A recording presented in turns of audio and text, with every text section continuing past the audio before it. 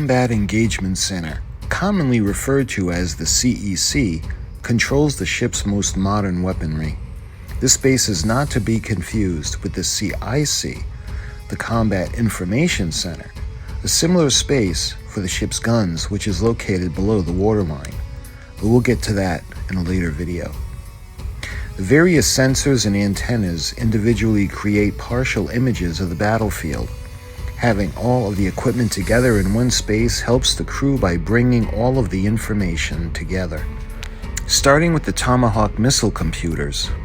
The Tomahawk weapon system gives the ship a long-range strike capacity against land targets and other ships. This ship carries up to 32 Tomahawk missiles, which can be fired up to 1,500 nautical miles, depending on the type. The Harpoon missile computers. The Harpoon weapons system is an anti-ship missile system which gives the ship an over-the-horizon strike capability against surface targets. This ship carries up to 16 Harpoon missiles that can be fired up to 85.5 nautical miles. The SLQ-32 electronic countermeasures. The ship was fit with an SLQ-32, pronounced Slick 32, system as part of her 1980s reactivation. This system is the first line of defense against the enemy, anti-ship missiles. It can detect radar emissions from weapons and launch platforms, identify the type of radar, and disrupt it by jamming. Close-in Weapon Systems, or CIWS, Phalanx. The Phalanx is an automated gun system which can detect and engage incoming missiles and other aerial targets automatically. It can fire 900 rounds of depleted uranium in under 20 seconds. The Surface Search Radar. Surface Search Radar warns of the presence of enemy surface ships beyond visible range. None of the radar in this space are actually functioning at this time. The activation, it could cause issues with local air traffic control. Air Search Radar. Air search radar equipment is designed to warn of approaching aircraft before they can be spotted visually. The SPS-49 that feeds the air search radar monitor is here in a large antenna at the top of the ship. Large Reckoning Tracer, or DRT. The DRT is an instrument for converting the ship's course and distance into direct readings of latitude, longitude, and miles traveled. It receives course information from the gyro compass and speed from the ship's EM log, a nautical speedometer. The IFF, or Identification Friend to Foe, IFF employs an interrogator and a transponder.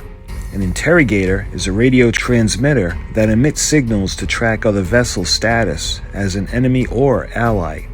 A transponder is a radio receiver transmitter filled with ships and aircraft that sends out a pulse identifying the ship as friendly to other ships with the system. So the Tactical Action Officer. Seated in the center of the CEC was the Tactical Action Officer, or TAO, who was the officer in command of the space. On average, he had between 9 and 12 people under him, but at times there could be up to 20 crew members. 4 to 6 hours of watch were held on a rotating basis. Within CEC, it was common for sailors to rotate from stations hourly. During battle, the TAO kept in contact with the captain, updating him on the radar picture around the ship. The sailor kept the status aboard updated by writing backwards from behind with a grease pencil. Before the missiles. Before the 1980s, the space was part of the Admiral's quarters. Halsey and Spruance used this area as office space during World War II. Later, during the Korean War, Admiral J.J. Clark occupied the space. When the ship was brought back into service in the 1980s, it was decided that this space would not be needed as a flag space anymore, and it was converted to what you see today. Where's the sonar? New Jersey never had sonar. Sonar relies on underwater listening, a task the large and noisy battleship left up to its escort ships. So for the nuclear weapons, the Navy will neither confirm or deny the presence of nuclear weapons aboard this or any ship. Therefore, the museum cannot confirm whether the ship carried weapons either. But here are the facts. The keys that are needed to launch nuclear missiles were found on board. Some of the Tomahawk missiles were guarded by armed Marines. The Tomahawk missile console have nuclear launch key slots. Members of the public protested the ship because they believed the ship carried nuclear weapons. Declassified reports show 350 nuclear Tomahawks were deployed at sea in the 1980s between 183 nuclear-capable ships. The New Jersey lacked proper anti-aircraft weaponry. Through her Vietnam deployment, the ship had to rely on other ships in the task force to protect her. Even in the 1980s, the ship had only close-range anti-aircraft weaponry. The JOTS, the Joint Operational Tactical System. JOTS was one of the several ideas developed to improve the information flow to the ship through real-time tracking, communications, and planning. Elsewhere in the space is equipped to launch missiles.